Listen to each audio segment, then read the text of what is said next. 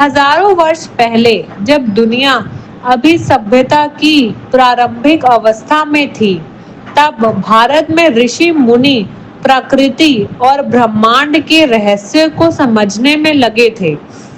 उन्होंने केवल आध्यात्मिकता ज्ञान ही नहीं, बल्कि गणित, खगोल शास्त्र, चिकित्सा, धातु विज्ञान और ब्रह्मांड विज्ञान जैसे क्षेत्रों में भी अद्भुत खोजें की।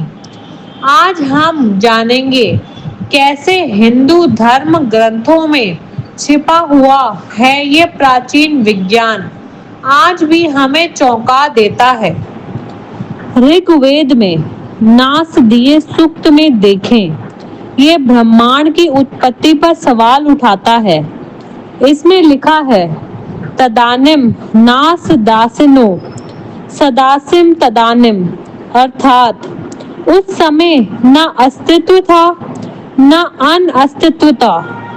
यह ब्रह्मांड कैसे उत्पन्न हुआ, इसका रहस्य अब तक अनसुलझा है। भगवत पुराण में ब्रह्मांड की संरचना का वर्णन अनंत ब्रह्मांड के रूप में मिलता है, जिसे हम आज मल्टीवर्स थ्योरी के नाम से जानते हैं।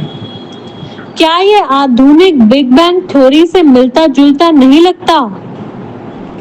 सुलभ सूत्रों में पाइथागोरस प्रमेय का वर्णन मिलता है, वह भी पाइथागोरस से सदियों पहले। उदाहरण, ऋग भाव सूत्र कहता है कि किसी समकोण त्रिभुज के कर्ण का वर्ग दोनों भुजाओं के वर्गों के योग के बराबर होता है। दशमलव पद्धति, शून्य की खोज और बीज गणित के सूत्र भी भारतीय गणितज्ञों की देन है।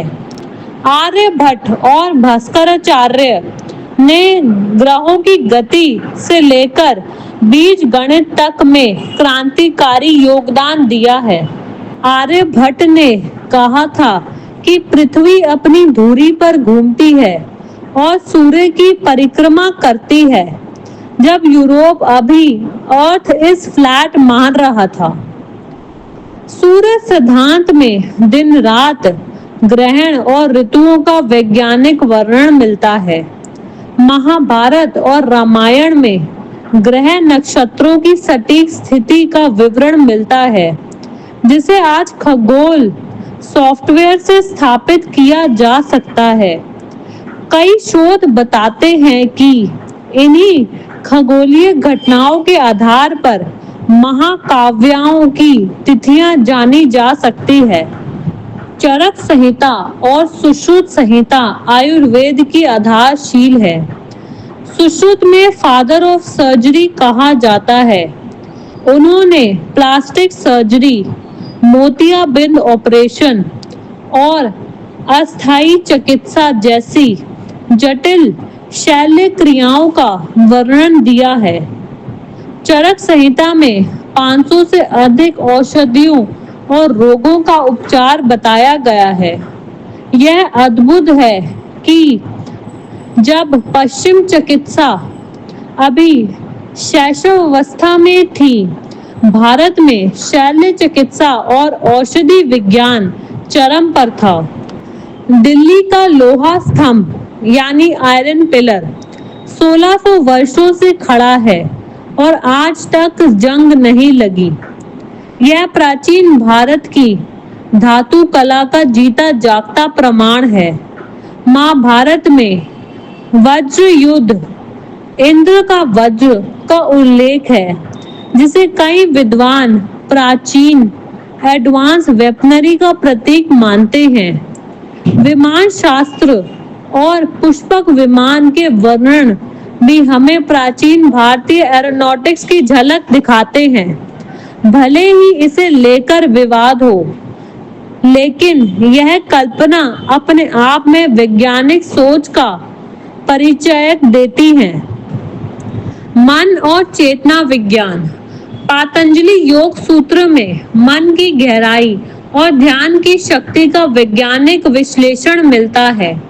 आज न्यूरोसाइंस भी मानता है कि ध्यान यानी मेडिटेशन और योगा यानी योग से मानसिक अवस्था, स्मरण शक्ति और तनाव नियंत्रण पर गहरा प्रभाव पड़ता है।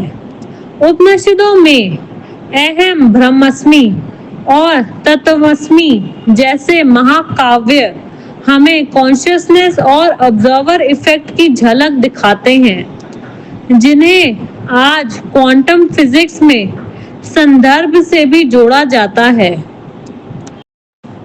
कंक्लूजन: हिंदू धर्म ग्रंथ खाली पूजा पाठ के लिए नहीं है, बल्कि ज्ञान विज्ञान का भंडार है। ब्रह्मांड विज्ञान से लेकर गणित, चिकित्सा से लेकर धातु विज्ञान तक यह प्रमाण है कि भारत में वैज्ञानिक सोच हजारों वर्ष से रही है। आज आवश्यकता है कि हम इसे विरासत को अंधविश्वास या मिथक समझकर ना छोड़ें, बल्कि इसे वैज्ञानिक दृष्टि से परखें और आधुनिक अनुसंधान से जोड़ें, क्योंकि भविष्य बनाने के लिए अतीत को जानना बहुत जरूरी है।